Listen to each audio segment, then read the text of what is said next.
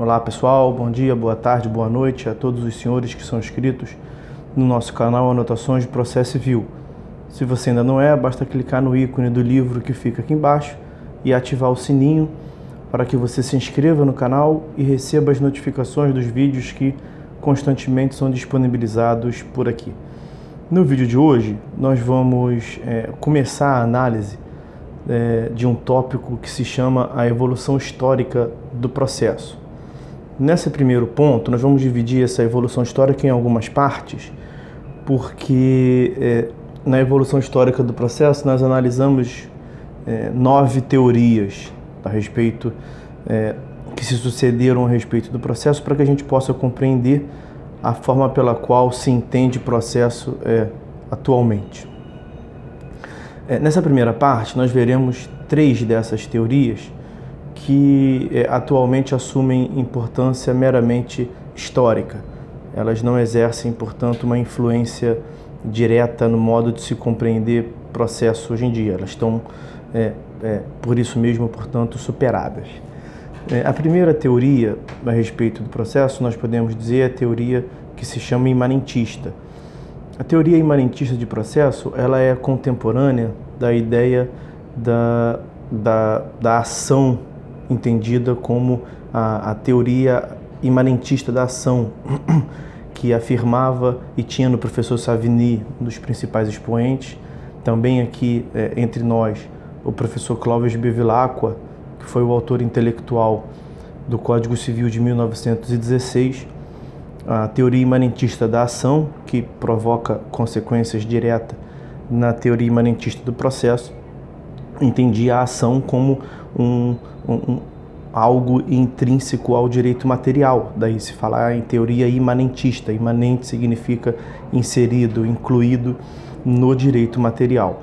Então, o próprio professor Clóvis Bevilacqua, ao se referir à ação, ele dizia que o direito que a gente entende hoje como direito de ação seria o próprio direito material que, uma vez lesionado, ele poria mãos, ele pegaria em armas e iria, portanto, em juízo guerrear, fazer valer o direito que ele sustenta. E, do ponto de vista do processo, algo parecido ocorre.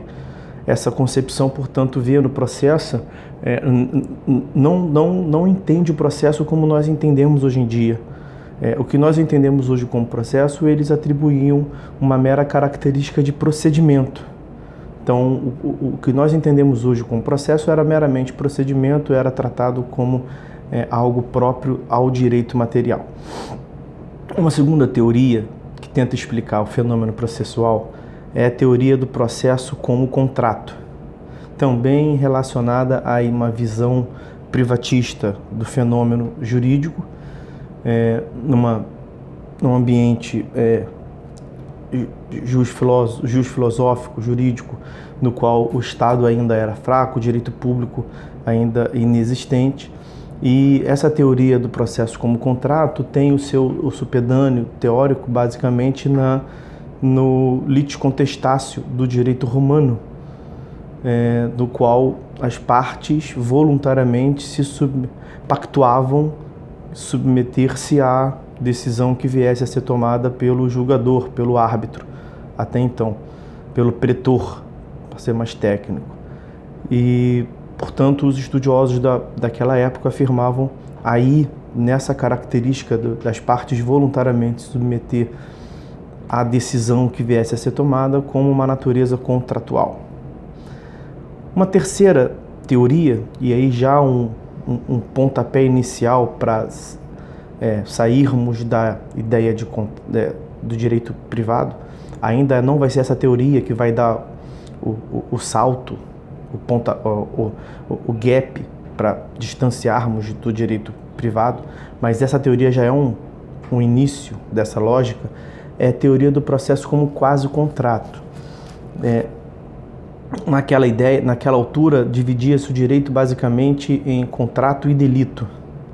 Mas os estudiosos começaram a perceber que havia algumas características em certos institutos que não se afeiçoavam propriamente à ideia de um contrato, como não se afeiçoavam propriamente à ideia de um delito.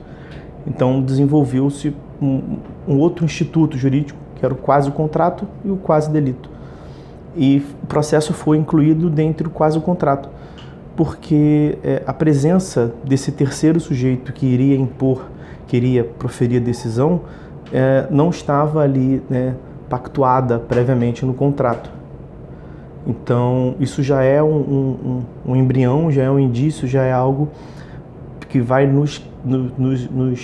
que vai caminhar, que vai nos levar, nos conduzir à próxima teoria, que nós não vamos tratar nesse vídeo, que vai nos exigir uma análise mais aprofundada, que é uma teoria muito importante, a teoria sustentada pelo professor Oscar von Bülow, a teoria do processo como relação jurídica, teoria da relação jurídica processual, desenvolvida ali nos idos da segunda metade do século XIX, mais precisamente em 1868. Então, em uma outra oportunidade, nós veremos lá o que é considerada a certidão de nascimento do direito processual, da ciência processual. O professor Bülow, ele sustenta e consegue comprovar a autonomia da ciência processual em relação ao direito material, tá certo?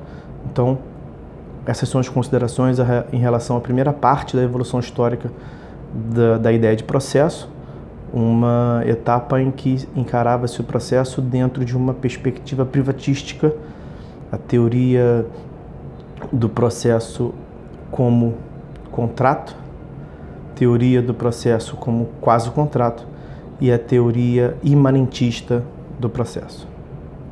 Nós veremos, a partir de então, a teoria, uma fase publicista do processo, a partir da teoria do processo como uma relação jurídica, a teoria da relação jurídica processual do professor Oscar von Bülow, e tem ainda diversas outras teorias para que possamos compreender o processo atualmente.